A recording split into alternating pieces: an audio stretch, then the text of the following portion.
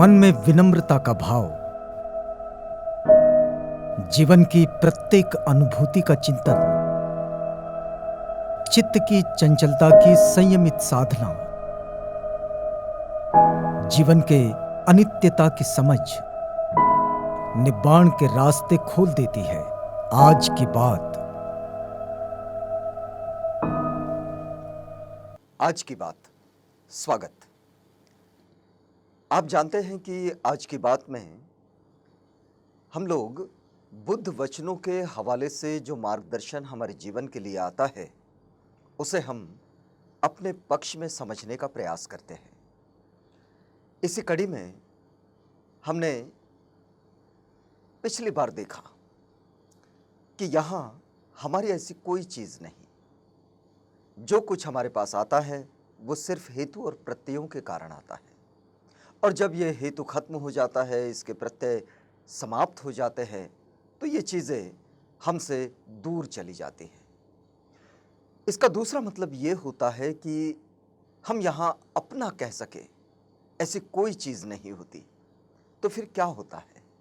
तो यहाँ हम जिन चीज़ों का इस्तेमाल करते हैं वो चीज़ें यहीं की होती है, और यहाँ चीज़ों का इस्तेमाल होने के बाद वो चीज़ें यहीं छूट जाती है, और जीवन का सिलसिला यूं ही ऐसे ही चलता रहता है। अब देखिए कि एक छोटी सी घटना है। उदयन राजा की रानी शामावती, इन शामावती ने तथागत बुद्ध के शिष्य भंते आनंद इन्हें 500 चीवर दान में दिए। अब ये 500 चीवर दान में देने के बाद आनंद ने इन चीवरों को बड़े ही हर्ष के साथ ग्रहण किया, अपने साथ रख लिए। लेकिन उदयन राजा के मन में एक प्रश्न उत्पन्न हुआ, और प्रश्न यह था कि आनंद तो भिक्षु है और उनको 500 चीवरों की क्या जरूरत? क्या कहीं भंते आनंद के मन में लोभ ने तो, मोह ने तो घर नहीं कर लिया? कोई लालसा तो नहीं जागी उनके मन में? और वे आनंद के पास चले गए और आनंद से पूछने लगे कि भंते,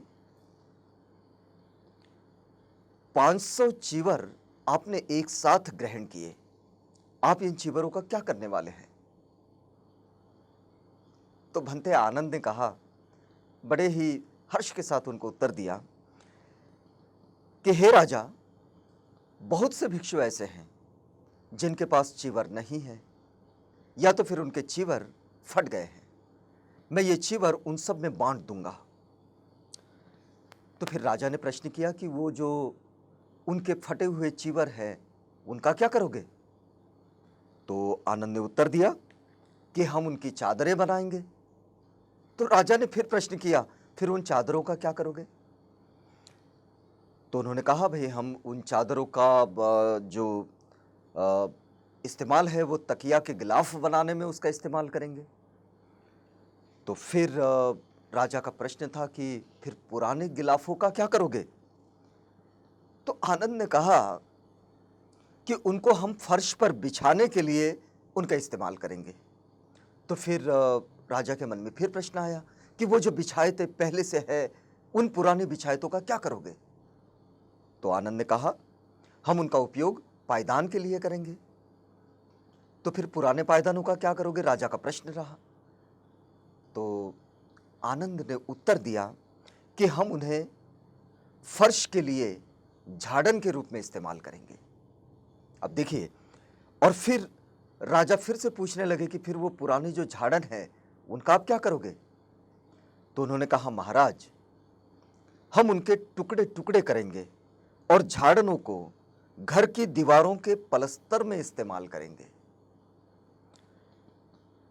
तो ये जो पूरी घटना है, इस घटना से हमने एक बात सीख लेनी चाहिए कि हमें सौंपी गई हर वस्तु, हर एक चीज, उसका समझ बूझ कर ठीक से उपयोग करना चाहिए, न कि उसको फालतू समझकर फेंक देना चाहिए, क्योंकि वो वस्तु हमारी नहीं है, वो वस्तु हमें मिली है। बहुत सारे लोग ऐसा कहते हैं कि भाई हमने तो ये फलां चीज़ पैसे देकर खरीदी है। बहुत सारे लोग पीने के लिए पानी खरीदते हैं। अब ये पानी तो पैसे देकर खरीद लेते हैं, लेकिन वो पानी बनाने के लिए, पानी का निर्माण करने के लिए क्या उस व्यक्ति ने कोई प्रयास किया होता है? बिल्कुल नहीं। तो इस बात को हम समझें और समझ-बूझकर चीज़ों का इस्तेमाल करें, तो हमें ये समझ में आएगा कि ये हमें मिली हुई प्रकृति की एक ऐसी धरोहर है, जिस धरोहर को हमें अपने साथ रखना है और बड़े ही सहेज कर रखना है। क्योंकि ये धरोहर यहाँ से आगे तक, जहाँ-जहाँ तक जीवन जाएगा, वहाँ तक ये धरोहर हमारे साथ आगे बढ़ेगी और हमें विशिष्ट रूप से जो जीवन जीने के लिए आधार बनती है चीज़ें, उनमें ये काम आएगी। तो आज की बात में हम यहीं रुकते हैं और इस वादे के साथ रुकते हैं कि अगली कड़ी में आपसे मिलेंगे एक नई बात के साथ। आज की बात।